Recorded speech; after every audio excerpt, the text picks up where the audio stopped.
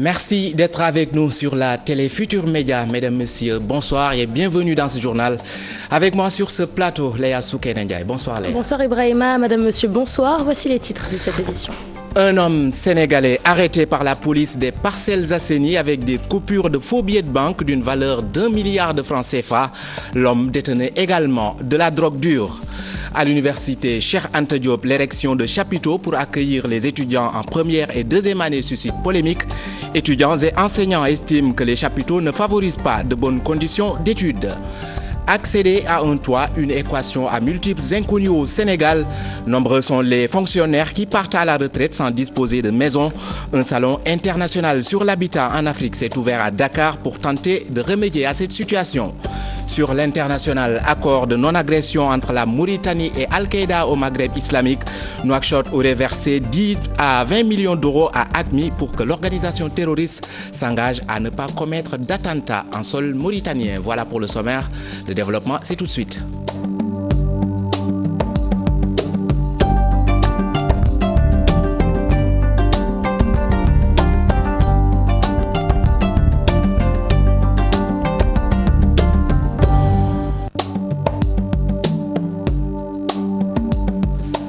Je vous le disais en titre, la police des Parcelles Assainies frappe un grand coup. Elle a appréhendé un Sénégalais avec des coupures de faux billets de banque d'une valeur d'1 milliard de francs CFA. L'homme détenait également de la poudre blanche. Le faussaire fait partie d'un réseau dont le reste de la bande a pris la fuite. Nous y reviendrons avant la fin de cette édition. À l'université Cheikh Anta Diop, l'érection de chapiteaux pour accueillir les étudiants en première et deuxième année suscite des graissements de dents, Léa. Des chapiteaux dans lesquels seront dispensés des cours magistraux jusqu'à ce que les amphithéâtres soient réhabilités. Pour certains étudiants et enseignants, les conditions d'apprentissage n'y sont pas réunies. Aminata Mbaresso et Modou Diop. Des ouvriers encore au travail, ils s'affairent autour des finitions. Ce chapiteau, une solution alternative pour abriter les cours magistraux des étudiants en première année de droit. Faire des abris provisoires pour que ces étudiants-là puissent faire leurs cours à la norme. En tout cas, c'est une chose salutaire. On veut prendre cet abri provisoire qu'ils appellent chapiteau pour remplacer les deux amphithéâtres. Dressé à quelques pas des amphithéâtres de la faculté de droit en réfection, ce local, avec plus de 2000 places, devra accueillir plus de 5000 étudiants. Quiconque qui connaît l'effectif qui y est, je dirais, il pourra dire tout simplement que c'est un chapiteau qui ne pourra pas contenir tous les étudiants. Un abri provisoire pour des étudiants. Cet enseignant évoque déjà des conditions de travail insupportables. Ils disent qu'ils vont le climatiser. Mais qui voit l'espace, c'est que c'est quelque chose il est quasi impossible d'arriver à avoir une bonne climatisation. Il fera une chaleur exceptionnelle dans cet espace. Mais l'UCAD, les amphithéâtres fonctionnent de 8h du matin à 19h à 20h. Ça veut dire quoi? C'est un feu continu. Ce qui est impossible à avoir avec un espace comme ça. Financé à hauteur de 400 millions de francs CFA, ces deux chapiteaux ou abris provisoires, qu'on l'appelle certains, ornent désormais le décor du campus pédagogique de l'université Cheikh Anta Diop de Dakar. Une solution en attendant la réouverture des amphithéâtres de la faculté des sciences politiques et juridiques. Et nous revenons sur cette information. La police des Parcelles Assainies a frappé un grand coup. Elle a appréhendé un Sénégalais avec des coupures de faux billets d'une valeur estimée à 1 milliard de francs CFA et de la poudre blanche. Le faussaire fait partie d'un réseau dont le reste de la bande a pris la fuite. Pour plus de détails, je vous propose d'écouter le commissaire des Parcelles Assainies. Suite à une information que nous avions préalablement reçue et dont les recoupements ont débouché sur l'interpellation d'un Sénégalais qui est né en 1978 pour les besoins donc de l'enquête, je préfère taire ses filiations. Il a été donc trouvé porteur de plusieurs paquets de billets de banque en faux. Donc il détenait par devers lui au niveau de son domicile à l'unité 26 des Parcelles Assainies 14 paquets de 50 euros, 8 paquets de 100 euros, 2 paquets de 500 euros, un paquet de 200 euros, 7 paquets de 10 000 francs CFA, 20 paquets de $100, 3 sachets remplis de billes noires, un sachet de poudre blanche qui s'apparente à de la cocaïne. Donc la division de la police technique et scientifique a été saisie par une réquisition établie par votre honneur aux fins d'authentification du produit en question. Les résultats certainement nous parviendront avant l'issue de l'enquête. Autre temps fort de l'actualité avec l'ouverture ce jeudi d'un salon international sur l'habitat en Afrique avec en toile de fond contribution du plan Sénégal émergent à l'accès au logement Léa. Une rencontre qui se tient à Kolda et qui prendra fin demain vendredi. Premier du genre en Afrique, ce salon va permettre un meilleur accès des Sénégalais aux logements sociaux. Plus de détails, c'est avec Fatou Bintou Conté et Tierno Laurent Mendy. L'accès des ménages sénégalais au logement demeure un véritable casse-tête. Le prix des habitations est jugé excessif, surtout à Dakar, d'où la promotion de l'habitat social. Pourquoi justement le président Macky Sall a fixé le prix du logement à 10 millions. Et donc notre objectif c'est de créer 15 000 logements. Avant 2012, on avait créé 5 000, maintenant nous sommes à 7 000. Lui, c'est l'idée de dire que nous avons fait un diagnostic et nous avons fait une évaluation de l'habitat social au Sénégal parce qu'il y a des instruments économiques incitatifs qui ont été mis en place vraiment pour pouvoir accélérer l'habitat social.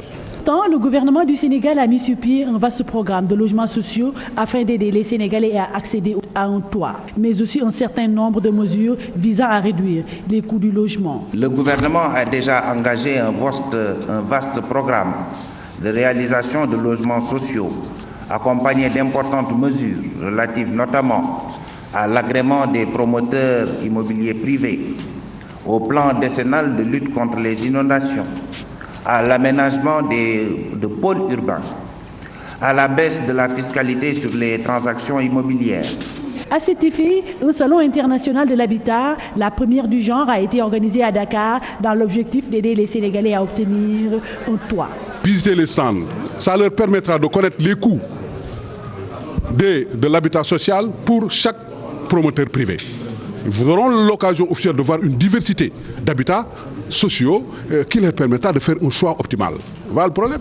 Et donc nous allons évoluer comme ça avec tout le monde. Nous avons 59 stands, c'est la première fois au Sénégal. Ce salon désormais aura lieu tous les 2 ans. Une aubaine pour les Sénégalais de pouvoir accéder à l'habitat. Accéder à un toit, un casse-tête au Sénégal. Aujourd'hui, nombreux sont les fonctionnaires qui partent à la retraite sans disposer d'une maison Léa. Des salaires qui ne permettent pas aux employés d'épargner, la cherté des logements sociaux. Aujourd'hui, de nombreux Sénégalais peinent à devenir propriétaires. Parmi les solutions proposées, l'engagement des banques et des entreprises à accompagner les salariés dans la réalisation de leurs projets. Fatou Guinedem et Mohamed Dian. Ce sexagénaire, sous couvert de l'anonymat, est un fonctionnaire à la retraite. Accéder à un toit dans les années 70 était moins difficile. À l'époque, il suffisait d'occuper un poste, d'avoir un certain nombre d'années d'expérience, d'être marié, d'avoir des enfants pour avoir un certain nombre de points sur lesquels on attribuait objectivement les logements. Donc beaucoup de personnes ont bénéficié de ces logements-là, à des prix vraiment qui étaient en rapport avec leur salaire. Les salaires étaient bas. Comparé aux salaires de nos jours, même si les fonctionnaires sont mieux payés actuellement, ils ont du mal à réunir les cautions demandées pour bénéficier d'un logement. Le fonctionnaire ne peut pas trouver une caution que vraiment c'est sur la demande. Ce sont les morts qui ont le privilège de trouver cette caution, et encore les étrangers. C'est à cause de la dévaluation qu'on est toujours en difficulté. C'est la dévaluation qui nous a amené toutes ces difficultés. Des mesures d'accompagnement proposées pour changer la donne. Il faut que les banques participent en cela. C'est-à-dire quand on est fonctionnaire, tu es embauché dans le privé comme dans le secteur public, que les banques t'accompagnent avec vraiment l'apport du service. Si par exemple ton premier mois de salaire, automatiquement déjà le mois de test, on te dit que voilà un terrain est là ou bien une maison est là. Mais tu commences à payer cela dès les premiers mois, tu ne le ressens même pas. C'est comme l'impôt. Tu payes chaque mois un peu, mais tu ne le ressens même pas parce qu'on te l'a coupé dès le premier mois. Le constat est réel. Nombreux sont les fonctionnaires qui partent à la retraite sans trouver un logement. En plus de cela, ils sont parfois traqués par les banques à cause des dettes contractées. Référendum du 20 mars prochain, le chef de l'État rencontre en ce moment même les leaders de la coalition Benno Bokk Yakaar au pouvoir. Objectif, harmoniser les positions des uns et des autres à 2 semaines du scrutin. Nous y reviendrons sans doute dans nos prochaines éditions. Et puis Ibrahima, Louga, des partis de l'opposition et des mouvements de la société civile se regroupent au sein d'un nouveau front. Ils fustigent l'absence de concertation sérieuse autour de ce référendum. Ils comptent voter non pour ce scrutin en perspective. Idrissa Tall porte leur parole. Ces propos sont recueillis par Thierno Fall. Ce référendum pose des problèmes sur la forme d'abord. Nous ne pouvons pas dire oui ou non sur 15 problèmes. Ça, nous l'avons dit. Nous ne pouvons pas dire aussi non ou oui sur, disons, un problème qui intéresse les Sénégalais. C'est, disons, des points sur, disons, la liberté, sur la citoyenneté. Qui fait penser à quoi? À beaucoup de choses. Regardez mon regard, on parlera d'homosexualité. Nous ne pouvons pas dire aussi oui à, disons, ce référendum. Pourquoi? Parce qu'il n'y a pas une concertation sérieuse de tout cela. Nous sommes contre, disons, ce référendum et nous appelons la population de Louga à réagir. Pourquoi? Louga va lever un défi. Le maire de Louga a dit « Je vous connais, vous, Lougatois, je vous achèterai par l'argent. » En tout cas, nous n'avons pas de prix. Et nous voulons montrer aujourd'hui aux faces du Sénégal, face, disons, à ce ministre milliardaire, nous disons qu'il est milliardaire par rapport à ce qu'il fait, nous donnerons un non absolu. Après les querelles intestines à Dagana, les jeunes de l'APR enterrent la hache de guerre. Objectif, faire face au coordonnateur national du Parti démocratique sénégalais dans le département. Pour affronter Oumar Sarr, ils ont finalement décidé de se tenir la main. L'objectif de ces jeunes, la victoire du oui lors du référendum du 20 mars prochain. Ousseynou Diop. Après quelques mois de querelles, ils ont accepté finalement de travailler la main dans la main pour soutenir le chef de l'État Macky Sall pour un oui massif au référendum. Nous voulons tourner cette page de la division. Concernant les élections référendaires, nous disons oui. Nous disons oui. Oui pour le renforcement de la démocratie. À quelques jours du référendum, ils ont voulu montrer qu'ils ne sont plus des ennemis mais des alliés politiques d'un même parti pour faire face à l'opposition locale qui se mobilise pour faire triompher le non. Le premier adversaire, le coordonnateur national du Parti démocratique sénégalais, Oumar Sarr. Diama, c'est une commune électoralement et stratégique. Oumar Sarr, c'est les Richard Tollois et les Daganois qui ont peur de lui. Ici, à Diama, si vous prenez l'électorat du PDS et de ses alliés, ça ne fait même pas 12%. Nous n'avons pas peur de Oumar Sarr. D'ailleurs, même, nous ne voulons pas tirer sur une ambulance parce que nous considérons Oumar Sarr comme un lion édenté. Dans le Wallo, la bataille entre le oui et le non aura bel et bien lieu. Du côté de l'opposition, plusieurs partis politiques se sont mobilisés pour que le oui soit minoritaire, contrairement à l'Alliance pour la République et ses alliés qui prédisent un oui de plus de 80% dans le département.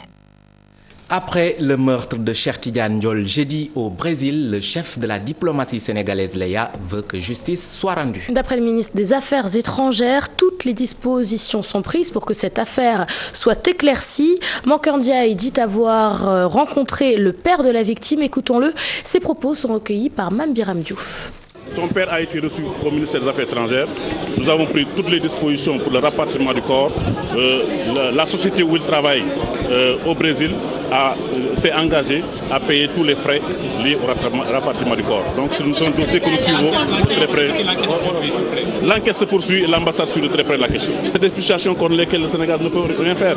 Tout ce que nous pouvons faire, c'est assister les familles, faire en sorte que les auteurs de ces crimes puissent être arrêtés et traduits devant les tribunaux et qu'on suive ces dossiers jusqu'au bout, ce que font toutes nos missions diplomatiques et consulaires.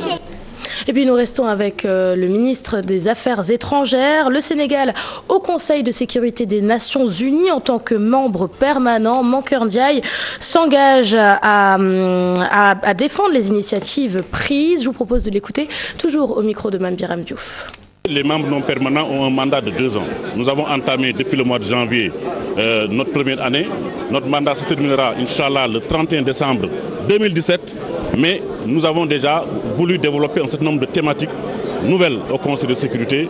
Et je l'ai dit, nous voulons davantage insister sur les questions de santé globale, de santé mondiale, à la suite de ce qui s'est passé dans notre région avec la crise Ebola, qui a frappé 3 pays de notre sous-région, de la CEDEAO. Nous voulons également mettre l'accent sur les questions de paix, de sécurité et de jeunesse.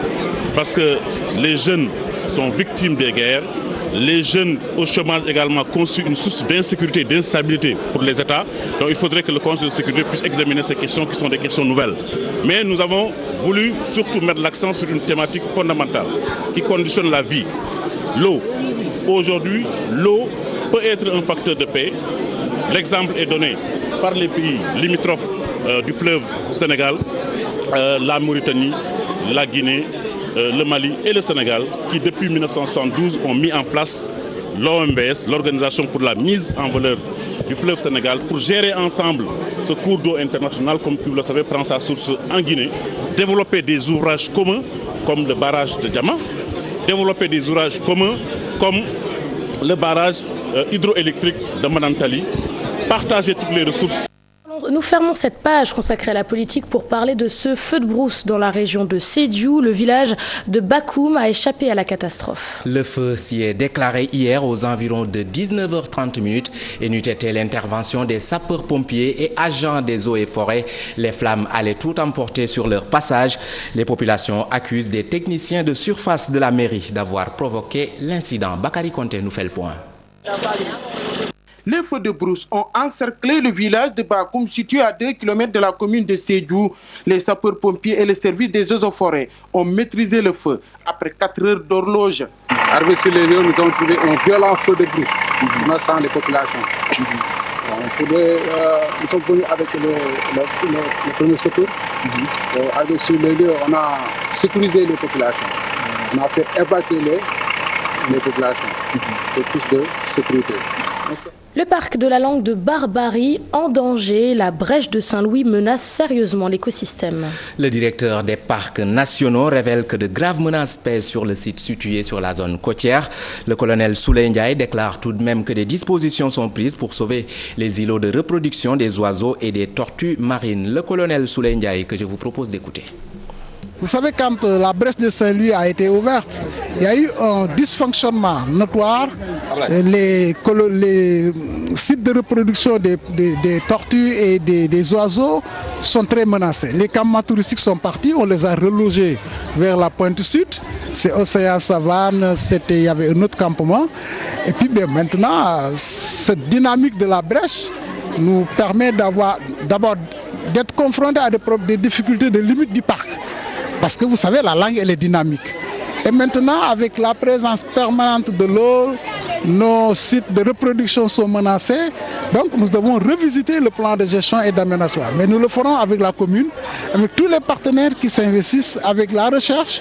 Vous avez vu le docteur Adrien Colli, le programme d'ornithologie, l'université Gaston Berger et toutes les populations prenantes. Nous allons revisiter, parce qu'il y a un nouveau paradigme avec la brèche, nous allons revisiter le plan de gestion du parc de la langue de Barbarie.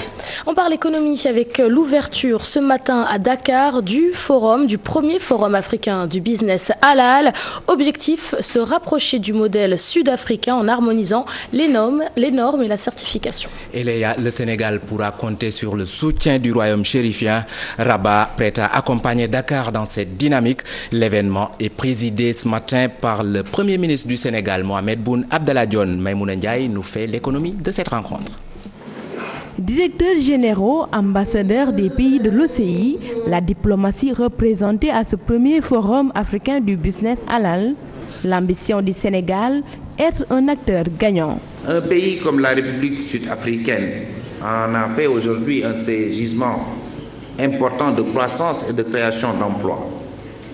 Il est en effet un des leaders actuels du business halal, pour dire donc que le halal c'est avant tout du business. Et si l'Afrique du Sud le fait, pourquoi pas nous autres pays membres de l'OCI.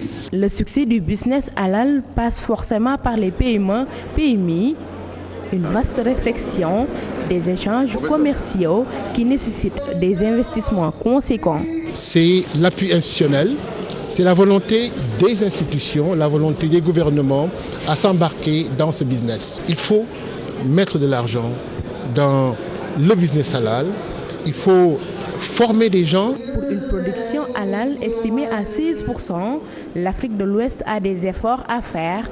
Le Maroc montre la voie. La présence d'une norme n'est pas en elle-même suffisante. Il faut qu'elle soit reconnue de la part des autres pays. Pour cela, il faut conclure des accords de reconnaissance mutuelle avec les pays concernés. Et par là, on peut développer l'exportation. Une approche coordonnée, des produits certifiés, des fonds disponibles. Le Sénégal veut investir dans le business halal. Un plan d'action est en phase d'élaboration avec les partenaires publics, privés ainsi que les différents acteurs. Parlons à présent du Salon international de l'agriculture à Paris. Léa Cheikh Amar appelle à mécaniser davantage l'agriculture sénégalaise. L'homme d'affaires salue la mise à disposition de milliers de tracteurs destinés aux agriculteurs, du matériel qui, d'après Cheikh Amar, mérite d'être entretenu. Je vous propose de suivre ce reportage de nos envoyés spéciaux à Paris, Assoub Menchoub et Mor Harma. Le président directeur général de TSE en terre connue, loin des tracteurs, loin des moissonneuses-batteuses, loin des graines et des engrais, mais toujours au champ. Des champs qu'il veut aujourd'hui modernes et mécanisés. On ne peut pas parler d'agriculture sans mécanisation aujourd'hui. Il faut mécaniser l'agriculture. Parce que plus on mécanise l'agriculture, les gens vont vers l'industrie. Plus les gens vont vers l'industrie, après ils vont vers les services, ce qu'on appelle le commerce. C'est comme ça que l'économie marche, qu'un pays marche. Et ce ne sont pas les moyens qui manquent. Plus de 2000 tracteurs et des moissonneuses batteuses, des motopompes, des aménagements, tout ça subventionné à 60%. Même les aménagements sont gratuits. Un matériel qui demande un suivi et un entretien. Si on subventionne un matériel, disons un exemple, 100 millions, on demande au producteur 40 millions. Mais demain, si on ne fait pas attention, il peut le vendre à 60 millions. Et qui perd? C'est l'État qui perd. Moi, le matériel qui passe dans mes mains, c'est équipé par des GPS. Ça ne va pas passer nos frontières, parce que ça aussi, c'est une perte. Et l'État aussi doit prévoir des contrats de performance pour gager le matériel agricole pour qu'au moins on l'utilise 5 ans avant même de le vendre. Mécaniser l'agriculture, mais aussi faire confiance aux femmes. Car pour Cheikh Amar, l'autosuffisance ne peut passer que par elles. Les femmes sont plus travailleurs que nous. Restons toujours sur ce salon Youssou Ndour, Léa, sous le charme de la production agricole nationale. Pour le ministre conseiller, la production est le nerf de la guerre pour une agriculture de qualité. Produire, consommer local et éviter d'être les commerçants de produits venus d'ailleurs. Pour le ministre, il faut un retour à l'élevage pour une émergence rapide et pérenne. Le ministre Youssou Ndour était au Salon international de l'agriculture édition 2016. Assoub Menchoub et Mor Harma l'ont accompagné. Les goûts et les saveurs locaux revisités ailleurs, au cœur de la capitale française, avec un fond sonore de belles notes de kora. Des chants à l'assiette, les Sénégalais ont démontré leur savoir-faire. Une belle production agricole, très bien appréciée. Je suis content parce que j'ai vu de la production. Je vois une production accentuée par des Sénégalais, surtout les femmes. Et dans l'étendue du territoire, je pense qu'aujourd'hui, il y a une diversité. Si le Sénégal devait profiter aujourd'hui d'une direction qu'on passerait à beaucoup de pays en Afrique, le Sénégal, je suis sûr et certain qu'on parlerait d'agriculture et d'élevage. D'où son importance pour notre économie. Alors, pour le ministre conseiller, il faut en faire un levier, le levier de notre développement. C'est notre fort. C'est le moteur du développement et le président de la République l'a bien compris et a demandé à tous les Sénégalais de s'impliquer. Il y a des structures qui ont été mises en place et ces structures-là peuvent accueillir les Sénégalais. Donc produisons, ensuite distribuons.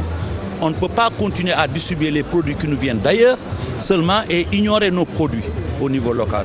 Comme pour dire, charité bien ordonnée commence par soi-même. Alors, à chacun son champ. Le président de la République a montré le chemin. Il faut que les Sénégalais connus dans le monde entier ils sont redevables du Sénégal. Moi, tout ce que je fais, je suis redevable du Sénégal. Moi, je suis né là, j'ai grandi là, j'ai profité du Sénégal pour être celui que je suis aujourd'hui. Tous les Sénégalais doivent être redevables. Quand ils sont célèbres quelque part, ils doivent promouvoir les produits qui viennent du Sénégal. Un retour à l'agriculture, un retour à l'élevage pour réussir la belle recette du consommé local. Retour au Sénégal où le monde de la photographie est en deuil. Le portraitiste Oumar Ly est décédé lundi 29 février. Sa disparition n'a été annoncée qu'hier, mercredi. L'homme est témoin de grands événements dans la capitale sénégalaise. Oumar Ly détenait plus de 5000 photographies, principalement des portraits et photos de paysages en noir et blanc. Ibou Diouf et Modou Diop revisitent l'œuvre du portraitiste dans ce sujet. Ly Oumar, un nom qui restera lié à l'histoire de la photographie au Sénégal. Des Fouta à Dakar en passant par son Podor natal, Oumar Ly a su donner à l'image, je veux dire la photo, une autre vie. Des appareils de photographie de générations multiples, des pellicules, des clichés et autant de représentations. Oumar Ly est devenu immortel en essayant d'immortaliser les figures podoroises. Si vous revisitez son œuvre photographique, vous verrez que tout au bout, il a pu capter de façon très fulgurante par son appareil photo quelques visages de Podor. Oumar Ly, en fait, ce que je peux dire sur lui, c'est que c'était un photographe chroniqueur. C'est vraiment lui qui a saisi toute l'essence de l'activité sociale et économique de Podor. Ils sont nombreux à l'avoir connu et côtoyé, des artistes, des hommes politiques, des journalistes aussi, tous grâce à la photographie.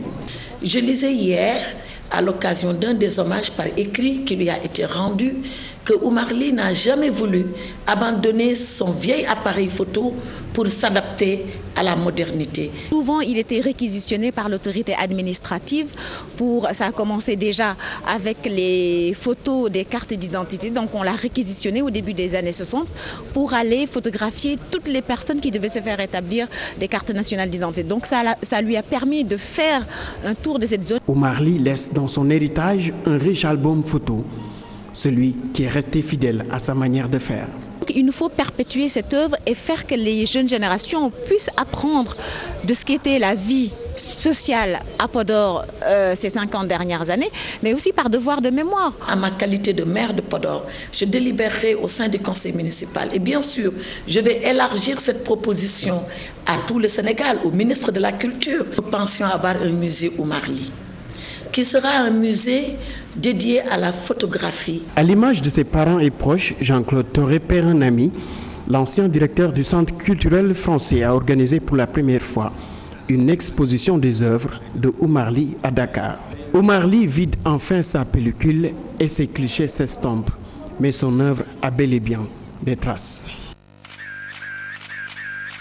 Sur l'international, je vous le disais en titre, accord de non-agression entre AQMI et la Mauritanie.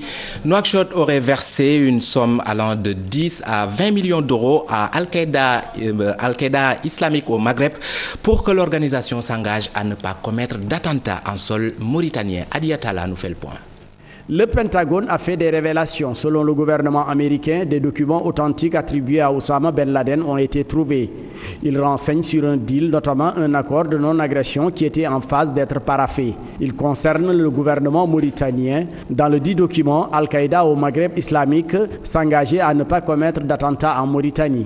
En contrepartie, toute attaque contre les positions d'AQMI par la Mauritanie vont être écartées. Le gouvernement devra également, selon les documents, libérer les prisonniers membres du mouvement, en plus de verser une somme allant de 10 à 20 millions d'euros aux hommes de Ben Laden. Hachem Ould Nadji, le conseiller juridique du président mauritanien, selon l'agence Reuters, a apporté un démenti sur un prétendu accord de non-agression, même si les documents sont jugés authentiques par la presse mauritanienne, qui a révélé que le même pacte existait entre le régime de Blaise Compaoré et Al-Qaïda. Selon certaines sources, Moustapha Chafi, le conseiller de Blaise Compaoré, a joué le rôle de facilitateur et d'intermédiaire dans les tractations pour le paiement des rançons. Un pacte qui est rompu depuis la chute de Blaise Compaoré et l'attentat de l'hôtel Splendid.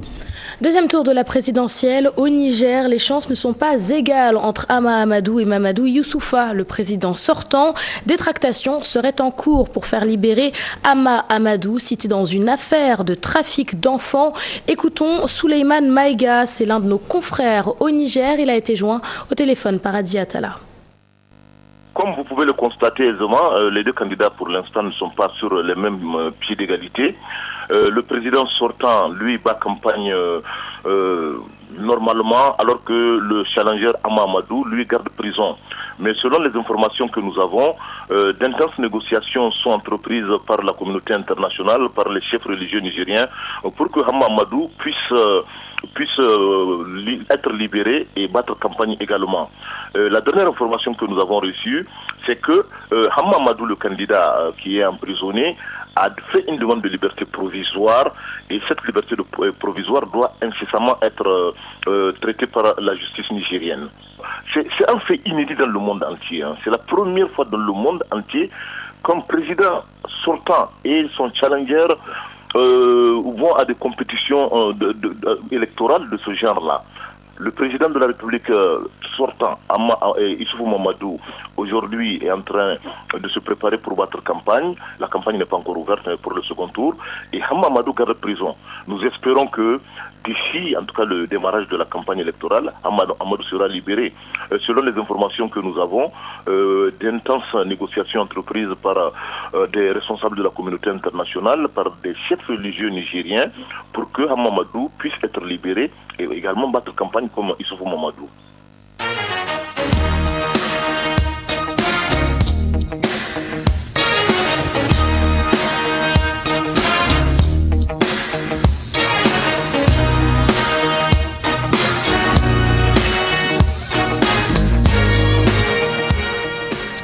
Dans l'actualité sportive, nous parlons football en Europe, précisément en Espagne, où Malaga s'est incliné hier à domicile face à Valence 2-1.